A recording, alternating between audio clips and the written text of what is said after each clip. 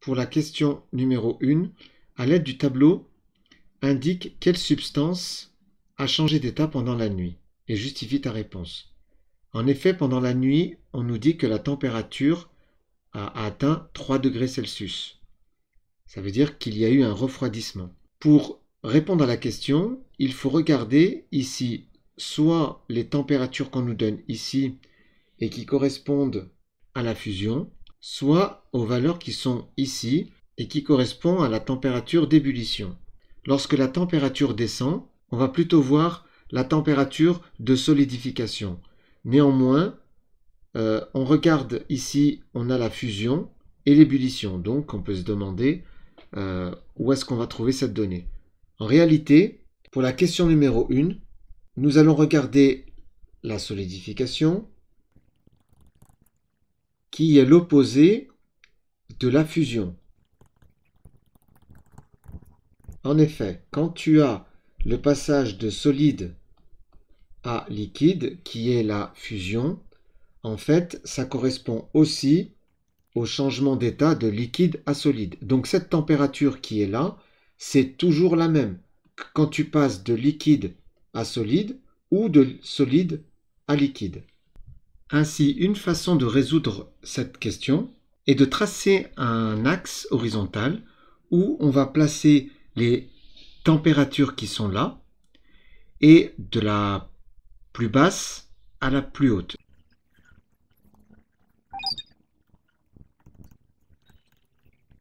Nous allons donc placer sur chacune de ces températures les substances, les 4 substances qui sont là. Pour l'éther diéthylique, donc je vais écrire juste éther. Au-dessus de 116, c'est liquide. En dessous, c'est solide.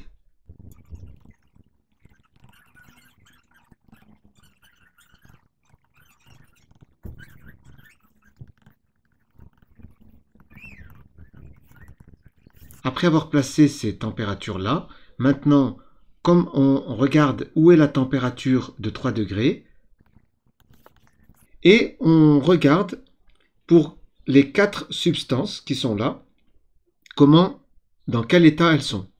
Donc pour le cyclohexane, solide. Pour l'acétone, eh bien, c'est liquide, puisque moins 95 degrés Celsius, c'est plus petit que 3 degrés Celsius. Donc l'acétone est dans sa forme liquide. Pour l'éthanol, liquide. Pour l'éther, liquide.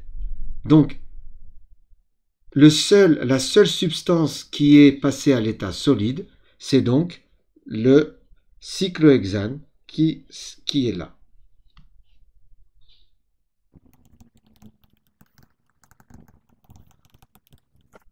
Pour la deuxième question, on nous informe que maintenant, la température va monter à 40 degrés Celsius. Faire remonter la température, ça veut dire faire passer la température de 3 degrés Celsius à une température beaucoup plus élevée. Et là, on nous dit qu'il y a une substance qui se met à bouillir. Ça veut dire qu'elle passe de l'état liquide à l'état vapeur. Alors, on va refaire, pour l'état liquide vapeur, c'est l'ébullition. Donc, on va refaire un axe comme celui-ci.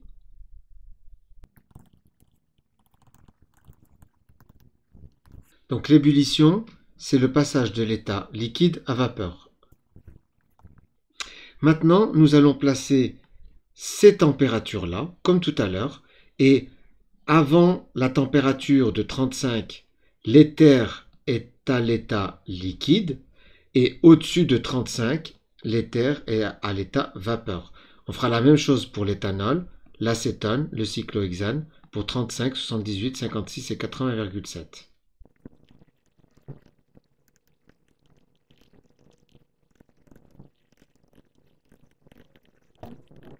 Donc, maintenant, nous allons placer, comme tout à l'heure, la température 40 degrés Celsius sur l'axe.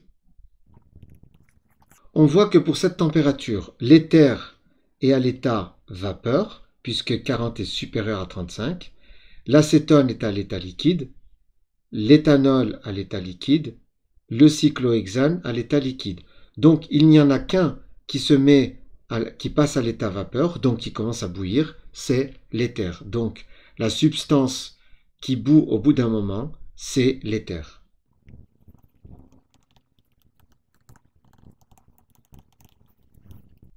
Voilà. J'espère que cette vidéo t'a plu. Pense à mettre un pouce vers le haut pour m'encourager à poursuivre, à t'abonner si ça n'a pas été fait, à activer la cloche pour être informé des prochaines vidéos. Bon courage à toi!